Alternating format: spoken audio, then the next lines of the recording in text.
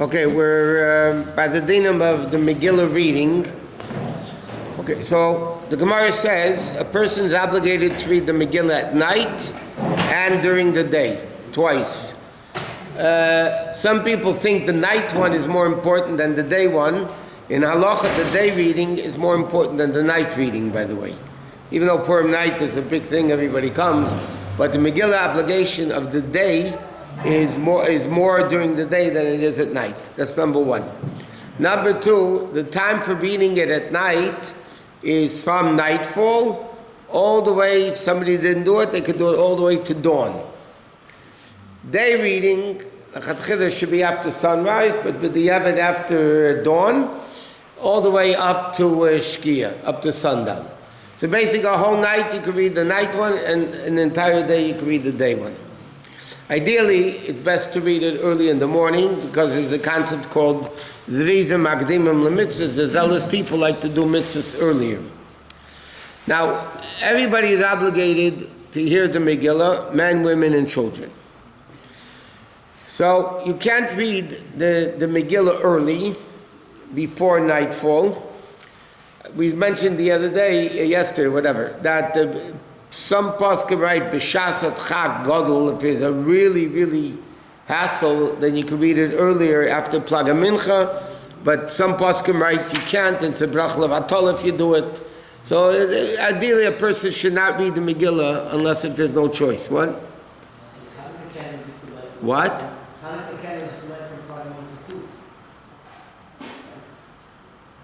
Yeah, so what does that have to do with that? It's not the same gather? No, it's not. Obviously, it's not the same gather. It's not the same gather because Plaga Nechatchila, you can light Chanukah candles, Plaga Mincha, as long as they burn the proper Zman. But Megillah has to be Dafka Balayla.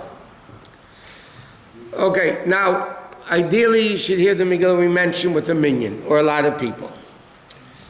Now, there's also a custom that because in the Megillah, in the book of Esther, twice the Megillah, the book of Esther calls the Megillah a letter. Igeres Azeis.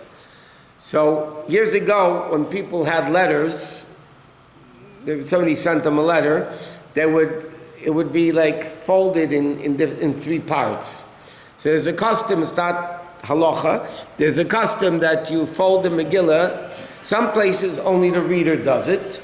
Only the reader, the guy reading it for everybody, folds the Megillah into three pieces, but three parts. Our custom is everybody who has a kosher Megillah does it. But again, it's a minig, it's not the halacha. Now, when the person makes the brachas, there's three brachas you say at night for the Megillah, and there's one bracha afterwards. So when the guy says the brachas, the reader says the three brachas, everybody's supposed to stand. Not only the guy making the brachas, but the people listening to the Megillah are supposed to stand for the three brachas. After he says the three brachas, everybody could sit, except the din is that the person, if you're reading publicly, he should stand out of respect, what's called kavod hatzibur, respect for the community. So the brachas, everybody has to stand for. The actual reading, if it's in public, then the reader has to stand. If he's reading privately for people, then the brachas you have to say standing, and then everybody could sit. Okay, next, there's also another interesting custom that Chabad is a little bit, it's not only Chabad, but generally speaking, people don't do it. Normally it says in halacha that as soon as you finish reading the Megillah, you fold it up, and then you say the bracha. That's what most people say.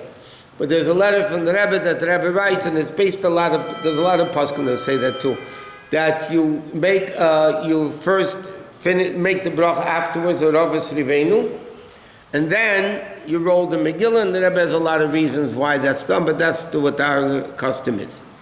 Now, when somebody is making the brachas for the Megillah, you have to listen carefully. You're not allowed to say Baruch Hu V'Ruch Shmo, you can only answer Amen. If you said Baruch Hu V'Ruch Shmo according to the Alter Rebbe, you're probably not Yaitz the bracha. According to some sefer, you are. But a person should not talk between the brachas and the actual beginning of the reading. They also shouldn't talk. If they talk things not pertaining to the Megillah, they would have to remake the brachas, the three brachas themselves. Now, when you hear the Megillah or read the Megillah, and it's an interesting thing, is the mitzvah reading the Megillah or is the mitzvah listening to the Megillah? So the bracha that we make for men is al mikra Megillah. Mikra, the mitzvah for men is to read it. According to most poskim, not everybody, but most poskim, women don't have an obligation to read the Megillah, they have an obligation to hear the Megillah.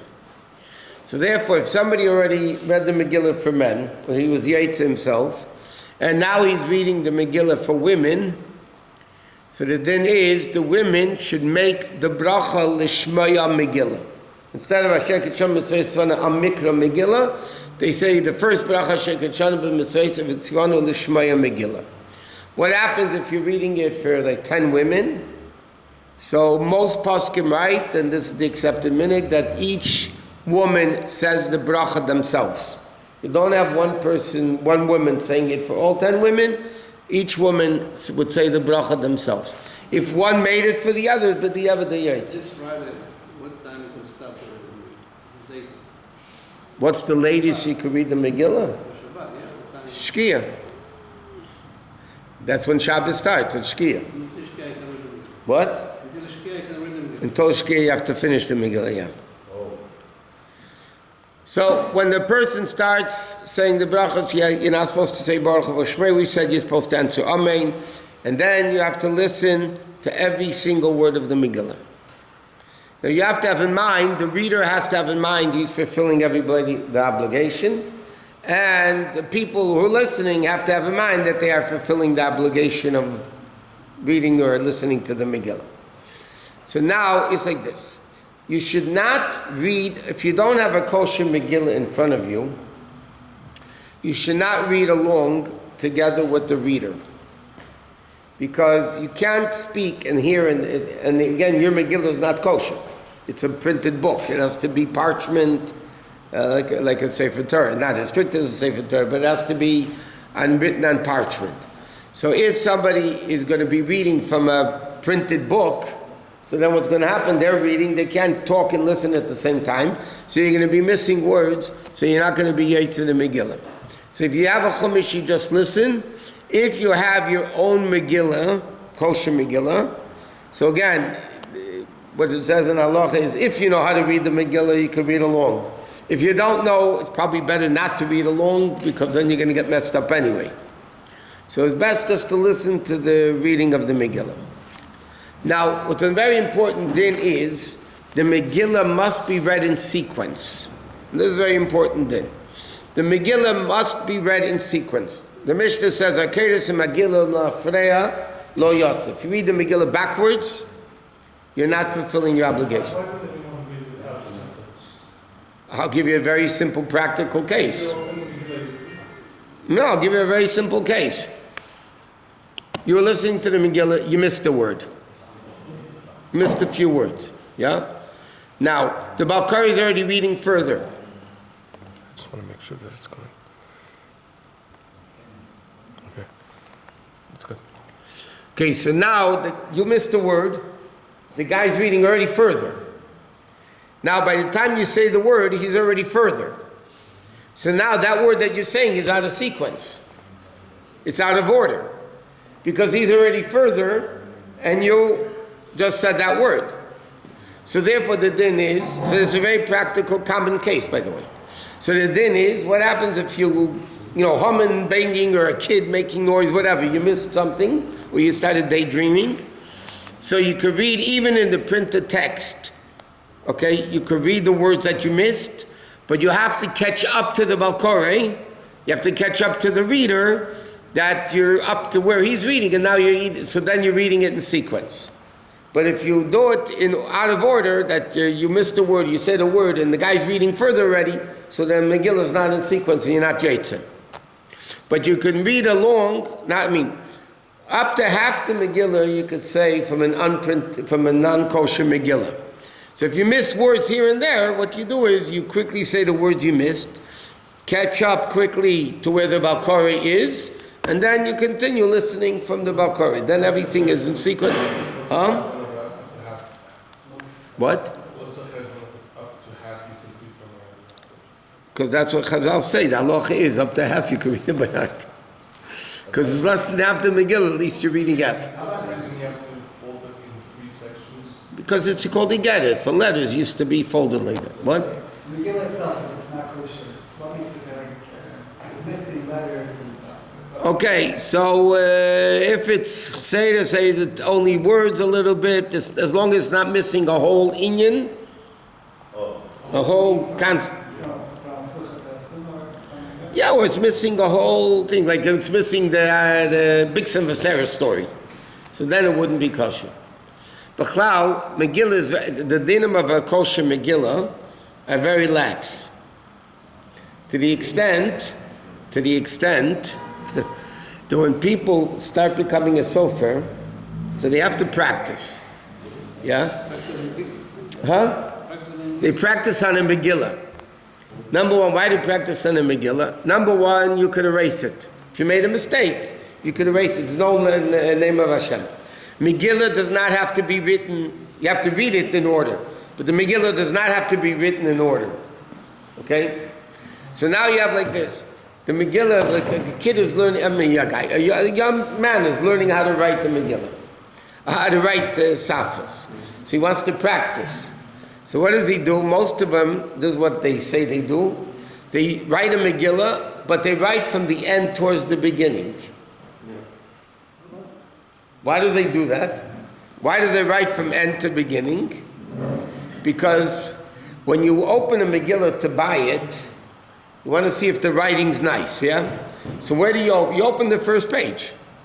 You open the Megillah to the first page to see if the writing's nice. Now, when a guy is beginning to write, his writing's not so nice. But if he writes a whole Megillah, by the time he gets to the beginning, it wouldn't be too bad. So this is the reason. And it's kosher, so this is a business thing that they do. A business thing they do, that they should have, the Megillah should look nicer. So in Al Pi Din, the Megillah, is not as strict at all. Not as tefillah, not as mitzvahs, it's not as Sefer Torah. It's the most lenient thing. Okay, now what happens if somebody only has a non-kosher Megillah? That's all they have. Or let's say a guy's stuck somewhere and they don't have a Megillah, they only have a Chumash, or a Megillah book. So the thing is, you read it without a bracha. You're not going to the mitzvah so much, but at least have the Pesumi Nisa to learn the story of the Megillah, so yeah, you do it without brachas. Can't do it with brachas. Okay, we learned already yesterday, you can't do it with a telephone, a microphone, or a hearing aid, or it's all that.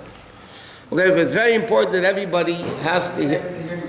Huh? Someone has the hearing aid. If they can hear without hearing it. So it's interesting. Poskim write, I don't know, there must be some shitas that are lenient about it, but generally speaking, all the poskim that you see, they all write about all these things, and they write like a guy that has a hearing aid and can't hear without a hearing aid, he should read the Megillah himself, the Mekasher the Megillah.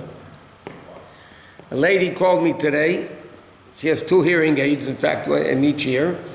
But she told me that the truth is she can hear without the hearing aid. Then since she has a problem with processing the words, it's a whole... But she told me she could take out one hearing aid and listen. Her husband would read it for her. And then she can hear it straight from without the hearing aid. What? What if you can't read it without glasses? Then I don't understand what the difference is between the hearing aid and the glasses. Because hearing aid or microphone or telephone is a mechanically reproduced voice. It's not the original voice of the reader. It's a mechanically reproduced voice. We discussed it the other day. Glasses, it's not a mechanic, it just allows you to see better. It's not changing the writing in any way. It's not making a mechanically reproduced voice. Understand? But that's the difference. That's the difference. Okay.